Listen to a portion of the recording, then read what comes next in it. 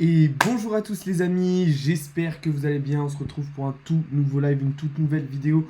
Aujourd'hui, beaucoup de choses à dire. Une première partie, analyse technique et fondamentale de Bitcoin et d'Ethereum. On va pas forcément trop parler de ce qui se passe du côté des altcoins aujourd'hui parce qu'on en a déjà beaucoup parlé cette semaine.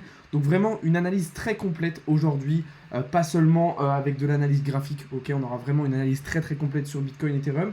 Dans une deuxième partie, aujourd'hui, eh bien, on fera un résumé et un débrief de la conférence Ethereum qui a eu lieu il y a quelques jours. Donc on verra un petit peu qu'est-ce qui a été dit, comment va avancer Ethereum, qu'est-ce qui va arriver prochainement. Dans une troisième partie de live, comme d'habitude, une partie actualité. Et on terminera avec quelques petites annonces très importantes que j'aurai à vous faire. Et voilà, des discussions diverses, des réponses aux questions, etc. Comme d'habitude, n'hésitez pas à poser vos questions tout au long du live. Je ferai des pauses entre ces différentes parties justement pour répondre à vos questions. Et je vous invite à vous abonner, à rejoindre le serveur Discord comme d'habitude. Allez, c'est parti. On commence déjà avec une première vue globale un petit peu du marché. Globalement, une journée dans le vert encore aujourd'hui, même si c'est un petit peu plus hétérogène avec certains altcoins qui ont été davantage en difficulté. Ce qu'il faut retenir, c'est que globalement, on va être sur une semaine verte, même s'il va falloir attendre la clôture weekly de dimanche. Du côté de l'indice Fahrenheit, eh bien, on est toujours dans un niveau très intéressant, puisqu'on est sorti du niveau de peur extrême pour être désormais dans un simple niveau de peur, donc avec un indice à 33 aujourd'hui, 34 hier, contrairement à ce qu'on avait la semaine dernière qui était à 15. Attention, je le rappelle, je l'ai déjà dit pas mal de fois, mais un indice Fahrenheit qui va trop vite vers le haut, en fait, qui nous fait rentrer trop rapidement dans un excès de confiance, c'est pas forcément trop bon signe puisque ça peut être synonyme de piège, de fauve, tout simplement. Et du côté du coup de l'indicateur Blockchain Whisper, là on voit qu'on est quasiment sur un niveau d'équilibre entre les longues et les shorts, ce qui démontre quand même un petit peu d'un certain niveau d'incertitude du côté des particuliers. Comme je vous le disais, du coup, Bitcoin est toujours en train d'évoluer au-dessus des 23 000 dollars. Globalement, on va être sur une semaine verte. Là, en H4, il n'y a rien d'inquiétant pour le moment, étant donné que voilà, on évolue toujours très bien au-dessus de notre pattern H4. Le Bitcoin a hier très bien réagi et rebondi sur la Kijun, comme vous le voyez juste ici. Maintenant, l'objectif, on le sait, ça va être de venir chercher une bonne fois pour toutes les 25 000 dollars et d'essayer d'aller chercher les 27 000 dollars par la suite. Maintenant, attention, on l'a dit, on va avoir plusieurs niveaux de résistance sur ces 25 000 dollars. Déjà, cette combinaison en fait du plat Kijun et du plat SSB du nuage qu'on a juste ici, ok, donc qui va être une grosse zone de résistance. Et au même niveau, en weekly, on va avoir un plat Tenkan, aussi au niveau des 25 000 dollars. Donc attention, puisque ça va être un niveau de résistance du coup assez important. On verra comment réagira Bitcoin arrivé à ce moment-là. Est-ce qu'on sera tout de suite rejeté ou est-ce qu'on arrivera à transpercer cette zone pour aller chercher ensuite les 27 000 dollars. Alors attention, je vous le rappelle, on est dans un scénario assez particulier pour Bitcoin. C'est-à-dire que je considère qu'en ce moment, la phase haussière dans laquelle on est une phase manipulatrice. Okay, on a accumulé pendant à peu près un mois, entre mi-juin et mi-juillet, dans cette grosse phase, dans cette phase de range, qu'on est venu casser par le haut. Mais cette cassure par le haut, selon moi, s'apparente en fait à de la manipulation. Pourquoi je vous dis ça? Parce que selon moi, en fait, on reste dans des configurations baissières pour le moment. Et en gros, les institutionnels viennent chercher de la liquidité par le haut pour pouvoir prolonger en fait la baisse qu'on avait déjà entamée. Et c'est la raison pour laquelle je pense que quand on aura terminé cette phase de manipulation, donc qui se terminera soit aux 25 000 dollars, soit aux 27 000 dollars, selon moi, eh bien on rentrera dans une phase de liquidation, d'expansion, qui nous amènera probablement vers un nouveau bottom. Donc bottom, je vous rappelle qu'on avait fixé à peu près à 17 000 dollars minimum, mais en réalité ça pourrait être bien moins, plutôt en direction des 15 000 dollars. Donc je vous le rappelle, on est dans ce scénario-là sur Bitcoin. Alors personnellement, c'est ce que je pense, encore une fois, ce n'est que mon avis, c'est ma façon de voir les choses, mais on est selon moi toujours dans une configuration baissière. Pourquoi je vous dis ça aussi? Parce que si on regarde ce qui se passe sur du weekly, on n'a pas encore fait la clôture weekly haussière qu'on attend depuis un moment. Je vous rappelle, pour qu'elle soit haussière, cette clôture weekly, il va falloir qu'on clôture au-dessus des 23 600 dollars. Donc là, on verra comment ça se passera dimanche. Ok, mais attention, même si on clôture un petit peu au-dessus, ça pourrait être seulement une façon de venir chercher de la liquidité de la part des institutionnels en fait. Donc il va falloir être extrêmement prudent, mais dans tous les cas, si on clôture en dessous, on considérera qu'on est toujours dans une configuration baissière, et pour le moment c'est le cas pour Bitcoin. En tout cas, vous connaissez mon avis, vous savez pourquoi je pense ça, je vous l'ai déjà expliqué pas mal de fois, et puis on l'a encore ici sous les yeux. Du coup, pour revenir un petit peu à ce qui se passe actuellement sur du H4, on est donc, comme je vous disais, toujours haussier à court terme. Par contre, ok, avec pour objectif de venir chercher 25 000 $. Mais maintenant, attention, on voit que le marché semble avoir un petit peu plus de difficultés là sur cette fin de semaine à aller chercher plus haut. Malgré qu'on ait bien réagi sur la Kijun hier, on a un petit peu de mal à se relancer. Moi, c'est vrai que je m'attendais à ce que, suite à ce rebond sur la Kijun, qu'on aille assez facilement chercher 25 000 $. Ça n'a pas été le cas. Donc attention, on va rester prudent, surtout au cours de ce week-end. Alors même si globalement, on devrait avoir un week-end assez calme comme d'habitude, hein, vous le savez. Mais voilà, restons prudents tout de même. Ce qu'il faut dire aussi, c'est que on reste aussi dans une configuration baissière. Pourquoi? Parce qu'il y a quelque chose de très particulier qui se passe en ce moment sur Bitcoin. C'est quoi? C'est qu'on a une divergence entre le prix d'Ethereum, le cours de Bitcoin, pardon, et l'open interest. Pourquoi? Vous voyez que depuis maintenant plusieurs heures, voire même on pourrait dire plusieurs jours, le cours du Bitcoin évolue à la hausse et monte même très très vite. Ok? Mais par contre, l'open interest, lui de son côté, ne valide pas du tout cette tendance haussière, puisque vous voyez qu'on est plutôt sur une tendance baissière du côté de l'open interest. Donc ça, c'est un signe clairement bearish, hein, je vous le dis. Quand on a une divergence comme ça entre le prix et le prix qui monte et l'open interest qui descend, généralement, c'est baissier. Qu'est-ce que ça veut dire? En gros, ça veut dire que le nombre de contrats, en fait, il diminue. Et que du coup, on a de plus en plus de longues, donc de gens qui achètent, on a plus de plus en plus de contrats en longue, en fait, qui sont en train de se fermer. Et en fait, du coup, ça entraîne une perte d'intérêt du prix. Donc, il va falloir être extrêmement prudent parce que c'est pas forcément bon signe. En parlant de ces longues, justement, eh bien, c'est justement eux qui payent les shorts en ce moment. Pourquoi? Parce qu'on voit qu'on a un funding rate, donc ici, en bas, qui est largement dans le vert depuis maintenant plusieurs jours, hein, depuis le 16, comme vous le voyez juste ici. Ça veut dire que les longues servent à payer les shorts. Donc, comme je vous le disais, tout ça nous montre, encore une fois, qu'on a vraiment de la manipulation de marché, qu'on est vraiment dans un marché qui est piège et qui est là pour en fait, aller chercher de la liquidité. Donc, vraiment, soyez extrêmement prudents. C'est très, très important ce que je vous dis. Voilà un petit peu pour Bitcoin. Je vais répondre un petit peu à vos questions et puis après, on va pouvoir rapidement passer à ce qui se passe du côté d'Ethereum.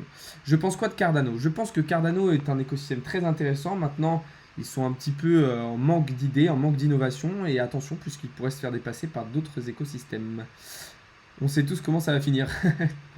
Ça va et toi, CryptoWin? Comment on break even, s'il te plaît? Bah, c'est tout simple. Tu remontes ton stop loss au prix d'entrée. Tu penses que le BTC est reparti pour de bon? Alors, je viens de terminer mon analyse Bitcoin. Et justement, non, je ne pense pas que Bitcoin est reparti pour de bon. Pour tous ceux qui ont loupé la première partie du live, le début d'analyse, ce que je vous invite à faire, c'est d'aller voir la rediffusion que je vous mettrai juste après sur la chaîne YouTube. Comment se passe ton trade sur EGLD? On va y venir juste après, je vais faire un petit point rapidement sur EGLD. En attendant, on va continuer tout de suite le live avec l'analyse cette fois-ci d'Ethereum en deux parties, comme on vient de le faire pour Bitcoin. Du coup, déjà, la première partie, ce qu'on peut dire sur Ethereum, c'est que, bon, voilà, tout se passe plutôt bien. On avait pris position à la cassure du pattern H4 au niveau des 1200 $, avec pour objectif de venir chercher les 1400 $, qui était notre première target. Ça a été fait, et on se dirige désormais tout droit vers la deuxième à 1700 $. Pour ceux qui me suivent aussi sur mes investissements spot, je vous rappelle qu'on avait donc pris position ici au niveau du bottom et qu'on a donc réalisé une hausse de 57% depuis ce bottom. Donc félicitations à ceux qui m'avaient écouté le 18 juin. Alors, c'était pas l'appel du général de Gaulle, hein, pour ceux qui ont la ref historique, mais c'était un appel assez important quand même, parce qu'il y avait vraiment déjà une très belle plus-value spot à venir chercher. Ensuite, il y avait cette prise de position, donc là encore, félicitations à ceux qui l'avaient écouté. Je vous l'avais partagé sur Discord, en live Twitch, en live TikTok et en vidéo YouTube. Et je pense que je vous l'avais même partagé sur Twitter, donc il n'y avait pas de raison pour vous de le louper, ce call-là. Maintenant, attention. Attention, parce que moi, je suis en train déjà de me poser des questions sur Ethereum. Alors, malgré qu'Ethereum soit dans une très très bonne configuration haussière ici en H4 mais aussi en weekly, contrairement à Bitcoin. Pourquoi? Parce que lui, Ethereum, il a déjà fait une très très bonne clôture weekly au-dessus du niveau 0,382 de Fibonacci. Il a aussi très très bien réintégré son pattern weekly. Mais attention, moi ce qui va me déranger sur Ethereum, c'est quoi? Eh bien en fait, c'est cette situation en H4. Pourquoi? Parce que Ethereum a créé une grosse zone de liquidité ici qu'on n'est pas encore revenu fermer. Qu'est-ce que ça veut dire? Ça veut dire que ici, en fait, les institutionnels, ils ont encore plein de liquidités d'ouvertes. Vous voyez, cette liquidité, elle n'a pas été refermée. Du coup, ça veut dire que le marché, il va forcément avoir besoin, à un moment, enfin, les institutionnels vont forcément refaire plonger le marché vers le bas pour aller fermer, en fait, toutes ces liquidités-là. Quand je dis toutes ces liquidités-là, en fait, c'est tous les shorts que les institutionnels avaient mis en place, avaient lancé pour pouvoir acheter justement par la suite. Parce que vous le savez, les institutionnels, ils doivent vendre avant d'acheter et acheter avant de vendre. Donc là, ils ont en fait lancé plusieurs shorts, ok, ils ont vendu, sauf que vu que le prix, ils ont vendu justement pour que le prix monte et pour lancer les longues, mais il va falloir qu'ils fassent revenir le prix vers le bas pour clôturer en fait leur short. Donc moi, le scénario que je privilégie en fait sur Ethereum, c'est quoi? C'est que là, on a validé un fake out, ok? Donc c'est-à-dire que là, on est venu chercher une zone de liquidité, on est venu piéger en fait les retails, donc les particuliers, avec cette fausse cassure. Là, on est venu réintégrer et on va probablement continuer de réintégrer. Ce qui pourrait se passer par la suite, en fait, c'est qu'on revienne tester de nouveau la résistance, le haut de ce range, en fait, pour à nouveau piéger les retails. Pourquoi? Parce qu'en fait, ce qu'on va faire, c'est que les retails, ils vont se positionner ici en short, donc les particuliers vont se positionner en short. Et puis en fait, il y aura un stop loss qui va être touché juste ici avec une mèche qui va partir un petit peu vers le haut. Et puis une fois que tout ça sera validé, du coup, il y aura beaucoup de liquidité qui va être récupérée dans cette zone-là. Boum, on va pouvoir venir casser ici par le bas et donc piéger aussi tous ceux qui étaient partis, tous les retails, tous les particuliers qui étaient partis dans une idée de longue. Piéger tout ça, boum. Et aussi, alors oui, c'est ça que j'ai oublié de préciser, quand on va venir chercher la petite mèche par le haut aussi, ça va être aussi l'occasion de venir prendre les prix d'entrée de tous ceux qui vont être en long. Et donc une fois que tout ça sera fait, une fois que toute cette liquidité avec récupérée chez les retail, chez les particuliers, et hop, c'est bon, le prix pourra revenir chercher plus bas et du coup aller fermer en fait toute cette liquidité que les institutionnels avaient depuis qu'on est venu chercher plus haut. Donc moi, c'est vraiment le scénario que je privilégie sur Ethereum. Alors là, vous voyez que c'est pas forcément une analyse technique tel que je vous en présente d'habitude, c'est-à-dire que là je vous ai pas forcément, voilà, j'aurais très bien pu ici enlever Ishimoku, il me sert absolument à rien. Là on est vraiment sur de la liquidité, de l'interprétation de liquidité et de la manipulation. Ok, donc c'est pour ça que je vous en parle, parce que là c'est une approche un petit peu différente, mais c'est une approche qui est très importante en ce moment. Pourquoi? Parce que comme je vous l'expliquais tout à l'heure, on est dans une phase de manipulation sur Bitcoin et du coup sur l'ensemble du marché.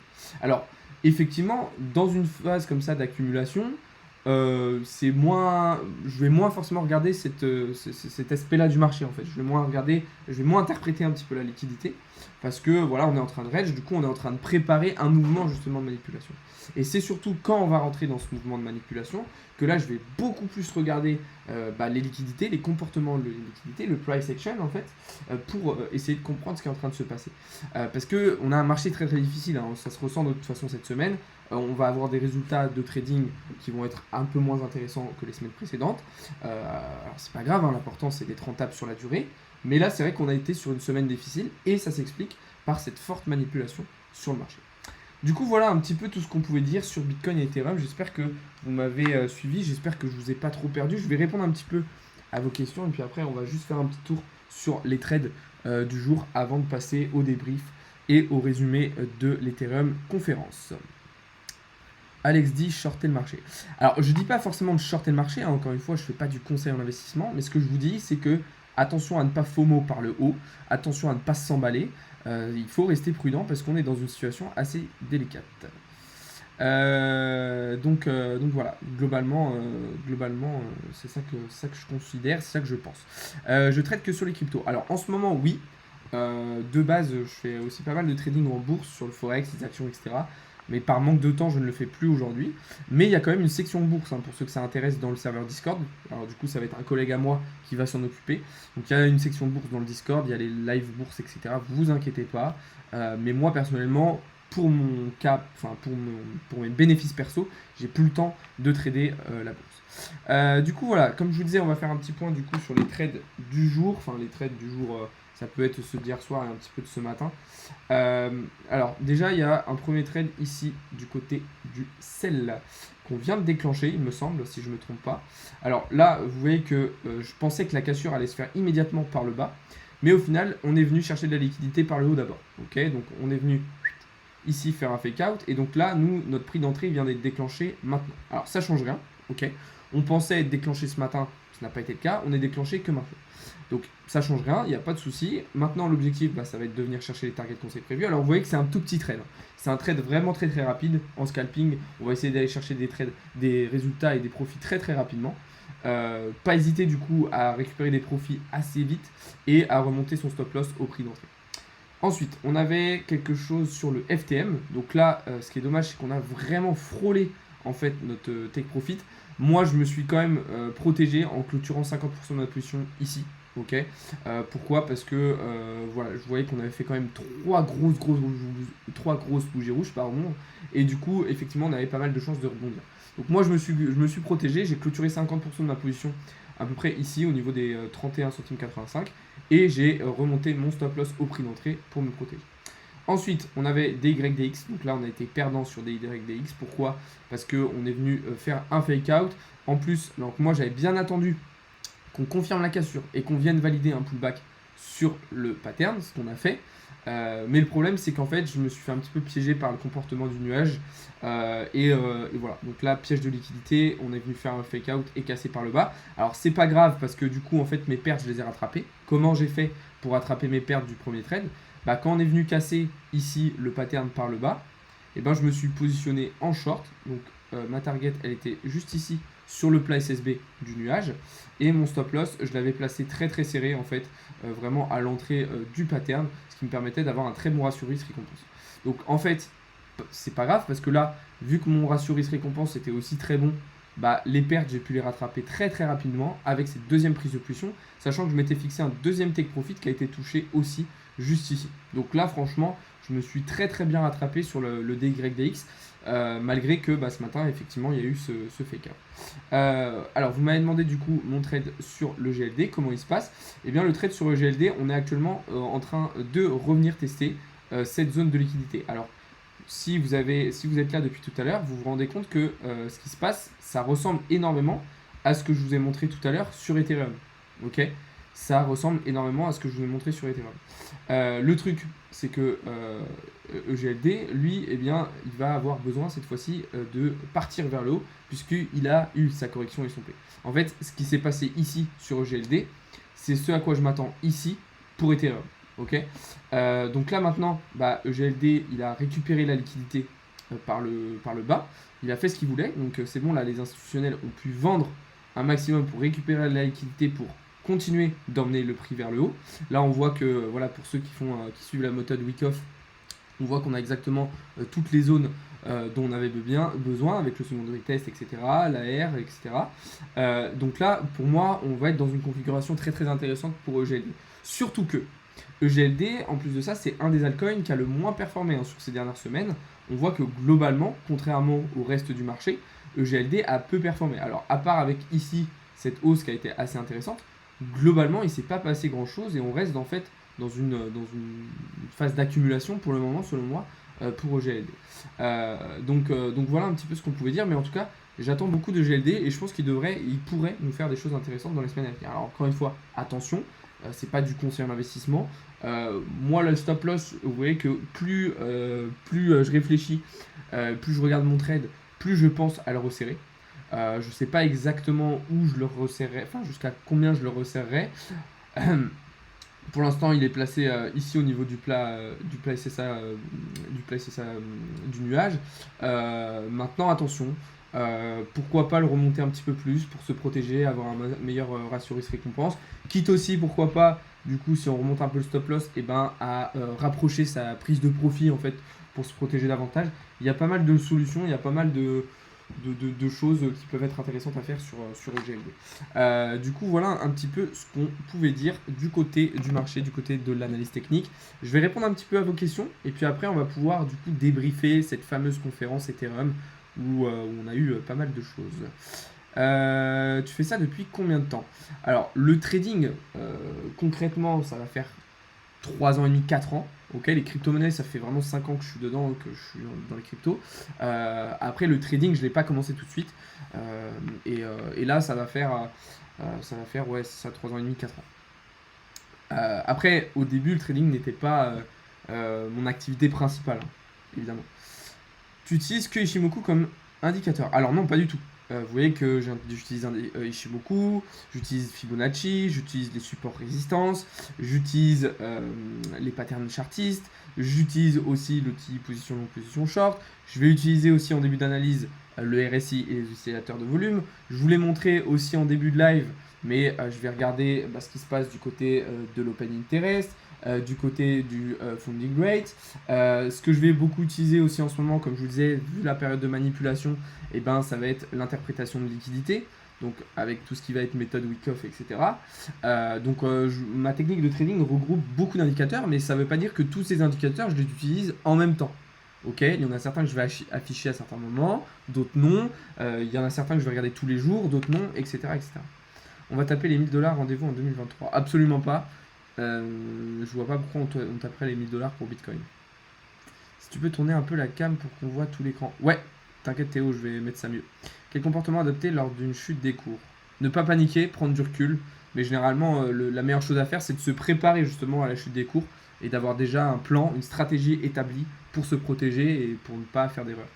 Le GLD, j'y suis depuis le début. Merde, j'ai loupé ton message.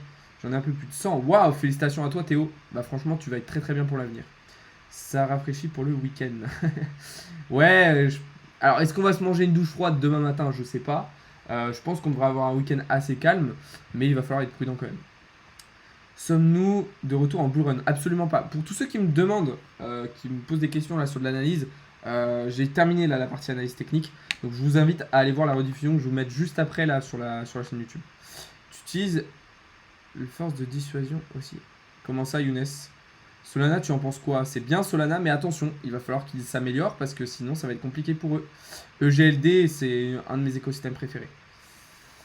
Et ça sert à quelque chose. De quoi qui sert à quelque chose, Jim? Pourquoi je ne peux pas débloquer les leviers sur FTX? On ne me dit pas possible en Europe. C'est bizarre Cédric, normalement sur FTX tu peux trader avec effet de levier. Hein.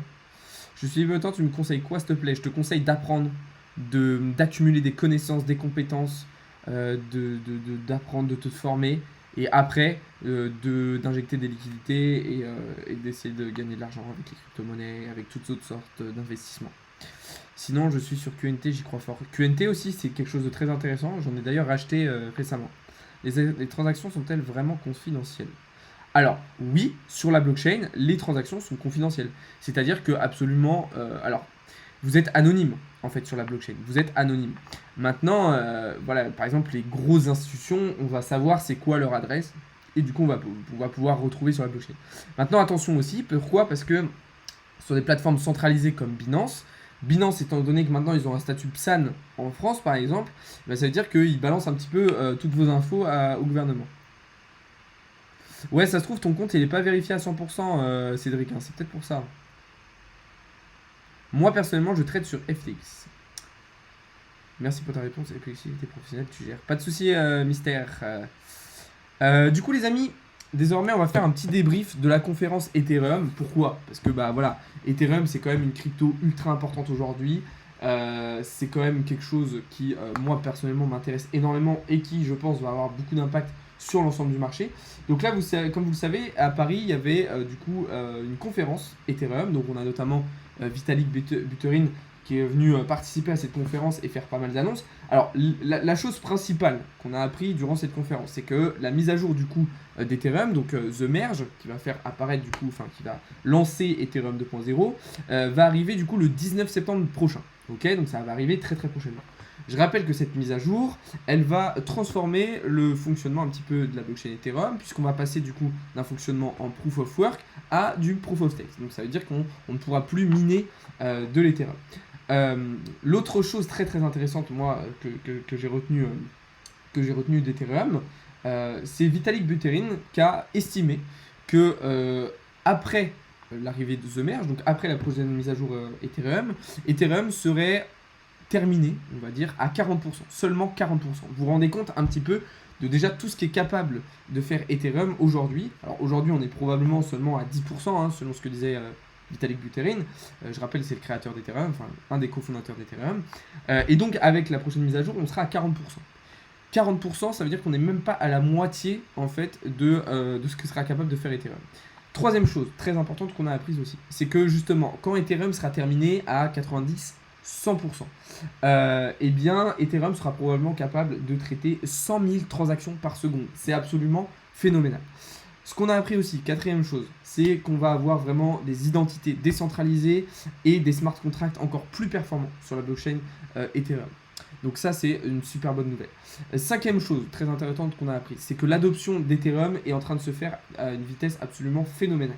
Que ce soit dans le secteur économique, le secteur particulier, le secteur du Web3, du métaverse, absolument partout. On le voit aujourd'hui, la plupart des plus grosses entreprises mondiales sont en train d'utiliser la blockchain Ethereum, le réseau Ethereum pour se développer. Donc voilà un petit peu ce qu'on peut retenir, les 5 gros points qu'on peut retenir de cette conférence Ethereum. Je vous ferai un petit résumé sur le Discord, je pense, sous forme de texte, pour que ce soit plus lisible et plus compréhensible. Mais voilà un petit peu les 5 informations qu'il faut retenir. Donc The Merge, 19 septembre. Ethereum qui sera terminé qu'à 40%.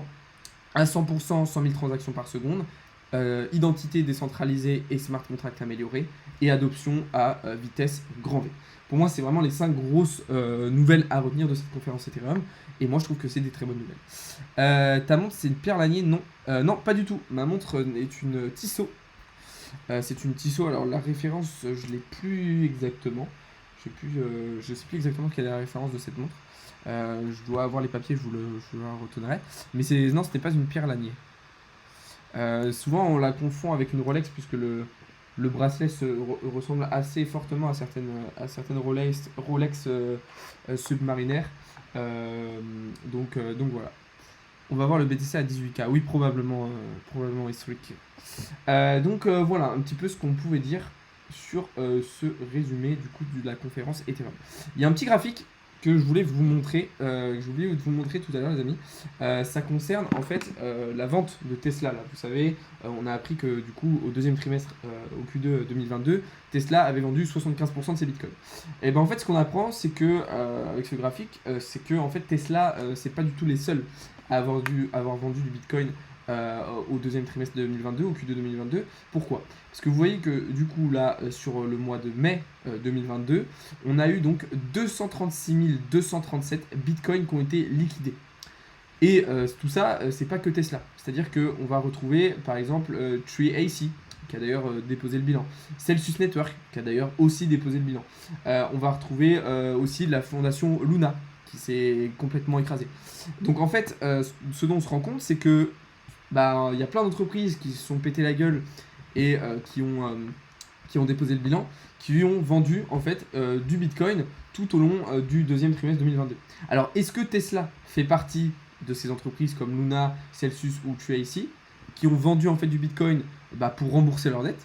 Ou est-ce que réellement Tesla a vendu ses bitcoins pour pouvoir le racheter plus bas? On ne sait pas. Alors les explications, voilà, je vous l'avais dit l'autre jour d'Elon Musk, pour le moment c'était plutôt le fait que voilà, Tesla avait besoin d'avoir davantage d'avoir en monnaie fiduciaire, donc en euros et en dollars.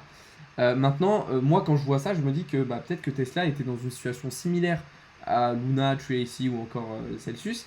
C'est-à-dire que voilà, ils ont des problèmes de trésorerie, ils ont des problèmes en termes de finances et qui avaient besoin de vendre des bitcoins pour se mettre à l'abri. Alors, on voit qu'il y a quand même aussi pas mal de ventes du côté des mineurs. Donc là, ce que vous avez en haut à droite, je ne sais pas si vous le voyez bien aussi là-bas. Donc là, il y a pas mal de ventes aussi du côté des mineurs. Quasiment 4500 bitcoins qui ont été vendus. Ça s'explique par le fait que, alors là on voit aussi 14 000 en juin, donc là on était sur le mai, là on est sur juin, donc en tout on a quasiment 20 000 bitcoins qui ont été vendus par les mineurs. Ça c'est assez rare, ok, ça s'explique par le fait qu'on a un bitcoin qui soit très très peu cher, qui soit baissé, qui ait énormément baissé. Je vous rappelle qu'en ce moment les mineurs sont quasiment pas rentables à miner du bitcoin, étant donné que le prix est extrêmement bas, et qu'en fait on est revenu sous l'ancien top du précédent halving. Donc ça c'est pas terrible pour les mineurs.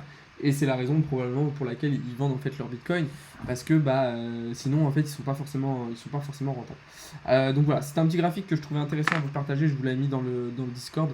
Donc voilà. Tu trades le forex.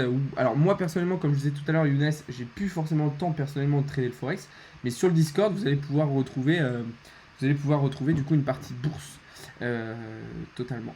Comme vient de le dire Sandro d'ailleurs, qui s'occupe de la partie bourse. Moi je me dis que ce sont des manipulateurs, c'est tout, arrêtez de vous voiler la face. Alors bien sûr que les institutions comme Tesla, etc. manipulent le marché. Mais cette manipulation de marché, en fait, de ces grands groupes, de ces institutionnels, il se fait tout le temps, en fait. Il se fait sur toute l'évolution du prix, en fait, sur les achats, sur les ventes, etc. Là, ce qu'il faut dire, c'est que Celsius, ils n'ont pas vendu leur Bitcoin pour manipuler, Luna non plus, et TrueAC non plus, ok. Et Tesla probablement pas. Parce qu'il faut savoir que Tesla, là, ils ont perdu de l'argent à vendre leur Bitcoin, hein. Je vous rappelle que Tesla, on avait très peu de chances et très peu de probabilité que Tesla vende ses Bitcoins en dessous des 30 000 $.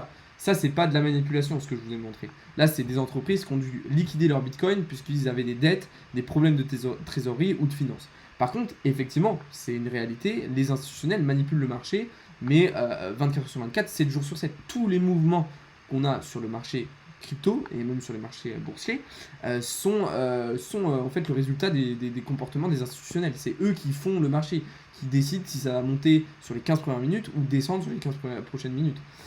Donc ça, c'est évident. Mais là, ce qu'on a montré ici, c'était pas de la manipulation, c'était autre chose. Du coup, voilà les amis, on va pouvoir terminer. On va pouvoir rentrer dans cette troisième partie de live qui va concerner deux petites actualités très importantes. Et juste après, j'aurai des petites annonces aussi très importantes à vous faire. J'étais à faire du stacking sur le BNB, tu en penses quoi? Ouais, ça peut être intéressant de stacker ton BNB, Elouane. Carrément. Carrément, carrément. Vous en pensez quoi, les gars? C'est possible de voir plutôt 15K ou 30K? 15K d'abord. Je t'invite, Xtrick, à aller voir la rediffusion du live là qu'on est en train de faire, que je vais vous mettre juste après sur la chaîne YouTube. Parce que là, toute la partie analyse technique, on l'a fait au début tout à l'heure. Du coup, première actualité intéressante que je voulais vous partager, c'est le fait qu'aux États-Unis, alors notamment en Californie, désormais les crypto-monnaies vont être acceptées pour financer les campagnes politiques. Alors, ça veut dire que, alors vous le savez, hein, quand un candidat à une élection présidentielle ou quoi que ce soit, eh bien, se présente, il fait une campagne. Et cette campagne, il faut qu'elle soit financée. Et bien, désormais, les dons en crypto vont être acceptés. Alors, pourquoi c'est une bonne nouvelle? Pourquoi c'est une mauvaise nouvelle? C'est une bonne nouvelle, pourquoi? Parce que ça va permettre une adoption, une démocratisation des cryptos et des volumes de transactions, une utilisation beaucoup plus massive des cryptos. Le problème, et moi ce qui me plaît pas et ce qui me fait dire que c'est peut-être une mauvaise nouvelle, c'est que ça va politiser les crypto-monnaies. Parce que, imaginons une élection présidentielle où on va avoir deux candidats. S'il y en a un qui fait une grosse campagne, par exemple grâce au Bitcoin, et qui gagne, et celui qui a fait une campagne classique, avec de l'argent classique, et qui perd, et ben en fait, on va dire, ah ouais, mais il a fait des magouilles avec les cryptos, etc. Ça va politiser les cryptos, et je suis pas sûr que ça soit très très bénéfique, en fait, que ça soit une très très bonne idée. Donc attention, ok, c'est comme quand on parle de TF Bitcoin, etc. C'est bien d'un côté parce que ça permet de la démocratisation, ça permet de l'adoption, mais attention à ne pas financiariser Bitcoin, attention à ne pas politiser Bitcoin, puisque ce ne sont pas dans ses valeurs intrinsèques. Intrinsèquement, Bitcoin ne doit pas être politisé, ne doit pas être financiarisé. Et si ça se passe, eh bien, ça peut être problématique pour Bitcoin qui va perdre en fait sa valeur intrinsèque. Et si Bitcoin perd sa valeur intrinsèque, il perd un petit peu son sens, sa raison de vivre en fait, on pourrait dire. Si tu veux un BTC, je l'achète en une fois, ça redescend de 18 000 au mieux du CA. Si je veux un BTC, j'ai pas trop compris. Non, moi je te conseille de DCA si tu veux un Bitcoin, ça va te permettre de lisser ton prix d'entrée en fait, plutôt que d'acheter tout d'un coup. Autre actualité très intéressante, et ça va rebondir à un sujet qu'on a évoqué hier. Alors vous savez, Minecraft a annoncé que voilà, ils interdiraient l'utilisation des NFT dans leur jeu, ok, de la technologie blockchain dans leur jeu. Epic Games, eux, ils ont décidé de faire tout l'inverse. Donc c'est-à-dire que Tim Sweeney, là, le PDG de Epic Games, il a dit alors nous vraiment on va utiliser les NFT, on va utiliser la blockchain. On sait que c'est quelque chose d'ultra important qui va apporter beaucoup aux plateformes, aux jeux, mais aussi aux utilisateurs. Donc eux, ils vont clairement s'ouvrir à cette technologie et c'est une bonne nouvelle parce que eux ont compris en fait l'enjeu qu'il va y avoir dans tout ça. Je vous rappelle que Epic Games, c'est quand même une entreprise qui détient les licences de Fortnite et Rocket League, qui sont, on va dire, peut-être deux des plus gros jeux en fait. Je pense qu'ils sont clairement dans le top 10 des plus gros jeux aujourd'hui. En tout cas chez les jeunes générations. Mais pas seulement. En termes d'utilisation, de démocratisation et d'adoption, là aussi on va être dans quelque chose d'ultra intéressant. Donc moi je trouve que là c'est une très très bonne nouvelle. Et c'est vrai que, comme je vous disais hier, j'ai encore du mal à comprendre comment certaines entreprises gaming, comme par exemple Minecraft ou certains jeux, refusent en fait l'utilisation des NFT et de la blockchain, alors que c'est pour moi une évidence de les utiliser. Du coup voilà les amis, on arrive au terme de cette avant-dernière partie, même si c'est quasiment la fin de ce live, puisque là désormais il me reste juste quelques petites annonces à vous partager. La première, c'est quoi? La première, c'est que je vous rappelle qu'il y a toujours un gros concours en ce moment sur Instagram et sur Twitter avec plusieurs centaines de dollars de crypto à gagner, des séances de coaching à gagner et des accès premium pour le Discord à gagner. Donc là, je vous régale sur Instagram et sur Twitter. Allez participer au concours, les amis. Vous avez une opportunité de fou. Surtout, en plus, n'hésitez pas à vous abonner parce que des concours, il va y en avoir d'autres tout au long de l'été. Je vais essayer de vous régaler au maximum. Donc n'hésitez pas à aller participer. L'autre chose que je voulais dire, c'est que dans le serveur Discord, il y a toujours la Trading Summer Competition qui est en cours. Okay, c'est une compétition de trading entre nous et les meilleurs seront récompensés. Donc c'est-à-dire que je vous récompenserai si vous faites partie des meilleurs traders sur le Discord. Et enfin, dernière chose, je vous le rappelle, pour tous ceux qui veulent se diversifier là pendant l'été, qui veulent apprendre de nouvelles choses, ma formation e-commerce est désormais disponible. Ok, vous avez le lien aussi dans la bio dans la partie e-commerce. Vous avez juste à vous inscrire à prendre rendez-vous pour avoir plus d'infos. Et je vous rappelle que cette formation, qui est sortie récemment, elle est déjà agréée par l'État. Elle est déjà agréée par l'État. C'est l'une des seules aujourd'hui, il n'y en a plus beaucoup en France aujourd'hui qui sont agréés par l'État. Je vous rappelle que là, avec tout ce qui se passe en ce moment, l'État a réussi à supprimer environ 200 000 centres de formation qui n'étaient pas du tout en fait agréés par l'État, c'était de l'arnaque. Donc nous, voilà, on a fait les choses correctement et ça fait partie justement de ces entreprises, de ces formations qui sont agréées par l'État. Donc si ça vous intéresse, de toute façon, vous avez tous les liens dans la bio. Sur ce, les amis, on arrive du coup au terme de ce live. J'espère que ça vous a plu. En tout cas, moi, c'était un plaisir d'échanger avec vous encore une fois aujourd'hui. Encore une fois, je vous invite à me suivre un petit peu partout, sur Insta, sur Twitter, sur YouTube, sur le Discord. En tout cas, vous avez tous les liens dans la bio. Moi, je vous souhaite à toutes et à tous un très très très bon week-end. Et on se retrouve dès demain matin pour davantage de contenu et davantage d'analyse. Salut à tous les amis, c'était Alex.